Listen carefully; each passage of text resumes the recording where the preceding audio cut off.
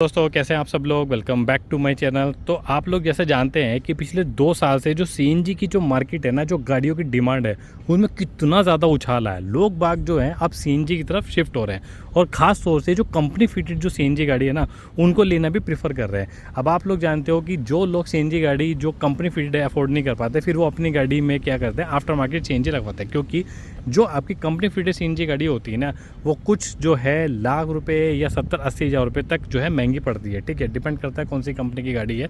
तो इसी तरीके से अगर आपके पास ऑलरेडी गाड़ी है आपकी, तो आप जो है प्रीफर करते हैं कि भाई हमारे पास गाड़ी तो ऑलरेडी है, हम उसके अंदर सीएनजी किट लगवा लें। ठीक है, तो ये तो रही बात सीएनजी की गाड़ी की डिमांड की। अब आप देखो पेट्रोल डीजल और इलेक्ट्रिक गाड़ी के बीच का जो ऑप्शन बचता है वो सीएनजी का बचता है। ले देखिए, क्योंकि इलेक्ट्रिक गाड़ी बहुत ज़्यादा कॉस्टली होती है और आपकी जो सीएनजी होती है वो अफोर्डेबल पड़ जाती है, आपको एवरेज माइलेज वगैरह बहुत अच्छा मिल जाता है इसके अंदर।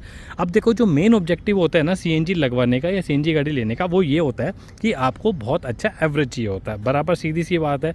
और अगर सपोज करो आप सीएनजी गाड़ी ले रहे हो या सीएनजी फिट आपने करवा ली है, लेकिन फिर भी आपको जो एवरेज है, जो माइलेज है वो अच्छा नहीं मिल रहा है, तो भाई क्या फ़ायदा लेने का। आप कान पकड़ लोगे कि यार पैसे भी ज़्यादा लगाए या अपनी गाड़ी में जो है अपने जो सीएनजी की जो फिटमेंट है वो भी कराया, तो हमें को जो है भाई बिल्कुल भी आनंद नहीं आया। तो जो मेन ऑब्जेक्टिव था हमारा सीएनजी गाड़ी लेने का वो फिलफिल नहीं हुआ, राइट।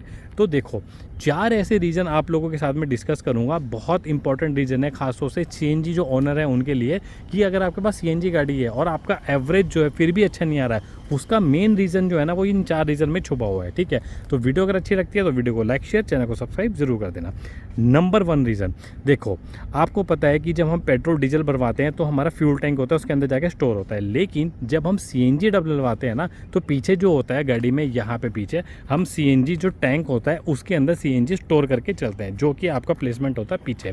अब सीएनजी का जो टैंक है वो पीछे हो गया और आगे जो है इंजन हो गया। ठीक है, तो सोचो इस सीएनजी टैंक से लेके यहाँ तक कितने जॉइंट्स होंगे, पाइप्स होंगे, जो यहाँ तक का जो है आपका ट्रांसपोर्ट होती है सीएनजी टैंक से लेके आपके इंजन बे तक। ठीक है, तो वहाँ से लेके यहाँ तक के बीच में जो पाइप्स हैं, जो जॉइंट्स हैं, जो हॉस पाइप्स वगैरह हैं, उनमें अगर लीकेज हो गई तो सोचो आपका जो सीएनजी है वहाँ से वो निकली यहाँ तक कुछ नहीं पहुँच पाई, तो कितना % जो सीएनजी का लॉस होगा वो आपको पता भी नहीं लगेगा। इसलिए आपने कई बार देखा होगा कि कहीं में गाड़ियों में सीएनजी की स्मेल आती है, लोग बाग ये कहते हैं कि सीएनजी कहीं लीक हो रही है। तो ये बहुत इंपॉर्टेंट रीज़न हो जाता है कि अगर आपने सीएनजी गाड़ी ले रखी है, बाहर से लगवाई है, तो खासतौर से बहुत इंपॉर्टेंट होता है। क्योंकि जो कंपनी फिटेड सीएनजी गाड़ी होती है ना, उनके अपने कुछ कंपनी ऑफ स्टैंडर्ड्स होते हैं, उसके हिसाब से ही वो सब जितने भी हैं आपके जो स्पेयर पार्ट्स वगैरह, पाइप्स वगैरह, जॉइंट्स वगैरह, उसी लेवल का वो यूज़ करते हैं। बाहर से ऑलरेडी चलो ठीक है, किट बहुत अच्छी है, लेकिन जो लगाने वाला है, जो फिटमेंट है, जिसके हाथ से जो कारीगर है, उसके हाथ की जो कारीगरी है वो कैसी है, वो बहुत ज़्यादा मैटर करती है। ठीक है,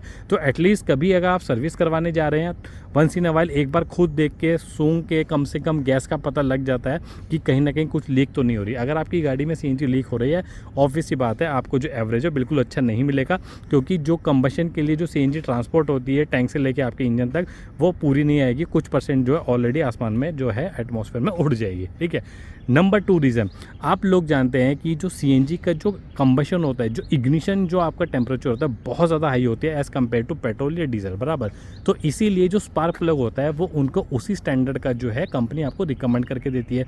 अब हम करते क्या है, अगर हम बाहर से सर्विस करवा रहे हैं, हमको नहीं पता होता कि कौन सा स्पार्क प्लग वगैरह जो है सर्विस के बाद चेंज होता है, किस कंपनी का लगा रहे हैं। बाहर मिस्त्री जो है वो आपके जो नॉर्मल गाड़ी है उसके हिसाब से लगा देते हैं। बट आपकी जो सीएनजी अगर आप जो कंपनी फिटेड गाड़ी लेते हो ना, आप अगर ऑनर उठा के देखोगे, मैनुअल उठा के देखोगे, उसके अंदर साफ तौर से ना कंपनी रिकमेंड करके देती है कि या तो ये बॉश का या ये एनजीके का। मैं आप खासतौर से बात कर रहा हूँ मारुति की जो अल्टो गाड़ी है उसके बारे में। ठीक है, तो जो कंपनी रिकमेंड करके दे रही है ना आपको जो स्पार्क प्लग है, आप वही कंपनी फिट जो रिकमेंड करती है वही आप स्पार्क प्लग जो है गाड़ी में लगवाएं।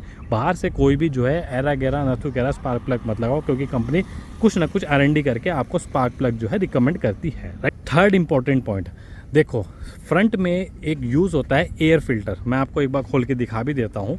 एयर फिल्टर जो हम गाड़ी में यूज़ करते हैं ना, उसकी इतनी ज़्यादा इंपॉर्टेंस होती है भाई, क्योंकि जो एयर फिल्टर होता है ना वो लगता है हमारे यहाँ पे इंजन में।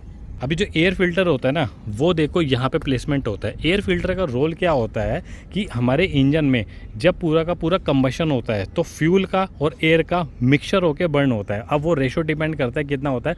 मान लो 80% आपका जो एयर का इंटेक है या 20% आपका पेट्रोल है। आप ये देखो अंदर की तरफ ना ये एक फ़िल्टर लगा हुआ है, ये ब्लैक कलर का, ठीक है।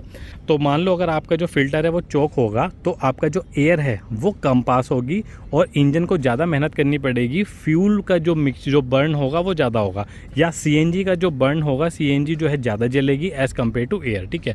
तो आप ये देख लो कि आपकी गाड़ी चलती कहाँ पे है। अगर मान लो बिल्कुल नॉर्मल एनवायरनमेंट चल रही है, कोई दिक्कत नहीं है, 6 महीने में एक बार खुद खोल के चेक करके उसको क्लीन कर लो। अगर आप बहुत डस्टी एनवायरनमेंट में अपनी गाड़ी चला रहे हो, गाँव देहात में चला रहे हो, धूल मिट्टी बहुत है, तो आप खुद खोल के एक बार एटलीस्ट 2 या 3 महीने में इसको खोलो, इसको साफ़ करो, झटका मार के या प्रेशर से उसको लगा दो, कोई दिक्कत नहीं है। और दोस्तों नंबर 4 पॉइंट, ये सिर्फ ऐसा नहीं है कि सीएनजी गाड़ी है उनके लिए एप्लीकेबल है, आप कोई सी भी गाड़ी के लिए ये एप्लीकेबल हो सकता है। नंबर 4 में मैं आपको बता रहा हूँ कि जो ये टायर है, इस टायर का जो प्रेशर है, जो एयर प्रेशर है, अब एयर प्रेशर जो होता है ना टायर में, वो कितना डलना चाहिए, बहुत सारे लोगों को इसके लिए नॉलेज नहीं है। अगर आपको जानना है कि जो टायर का जो प्रेशर है वो कंपनी कितना रिकमेंड करती है, तो आपको कुछ नहीं करना है, ड्राइवर साइड खोलनी है और आप ये देखो यहाँ पे ये प्रॉपर जो है लिखा होता है। किसी भी गाड़ी में आप खोल के देखोगे तो आपको यही मिल जाएगा, ठीक है। तो कंपनी जितना रिकमेंड करती है ना, तो उतना टायर प्रेशर आप डलवाओ। हाँ 2-3 प्रेशर आपका पीएसआई अगर ज़्यादा हो जाए तो कोई प्रॉब्लम नहीं है, बट नॉट मोर देन 2 या 3 पीएसआई, ठीक है। क्योंकि अगर आपका टायर का प्रेशर कम होगा तो इंजन को ज़्यादा मेहनत करनी पड़ेगी, जो पूरा लोड है, जो वजन है, उसको आप पूरा घसीटने के लिए। और सोचो अगर इंजन को ज़्यादा मेहनत करनी पड़ेगी, रेव आपको एक्सीलेटर ज़्यादा करना पड़ेगा, उतना ही फ्यूल का जो कंजप्शन होगा वो ज़्यादा होगा, राइट। तो सीएनजी का जो कंजप्शन है वो ज़्यादा होगा एज़ कम्पेयर टू नॉर्मल। तो एयर जो टायर जो प्रेशर होता है भाई बहुत ज़्यादा महत्व रखता है। मैंने ऑलरेडी इसके ऊपर एक वीडियो बनाई थी, आप चैनल पे जाके देख सकते हो कि कितनी इंपॉर्टेंस होती है, राइट। तो दोस्तों ये 4 पॉइंट जो मैंने आप लोगों के साथ डिस्कस किए हैं, होप अगर आप इसको देखोगे, ध्यान करोगे, तो ज़रूर आपका जो माइलेज है वो बढ़ेगा। जो कंपनी आपको बोलती है इतना, हम जो कंपनी जो एवरेज है वो क्लेम करती है, डेफिनेटली आपको मिलेगा।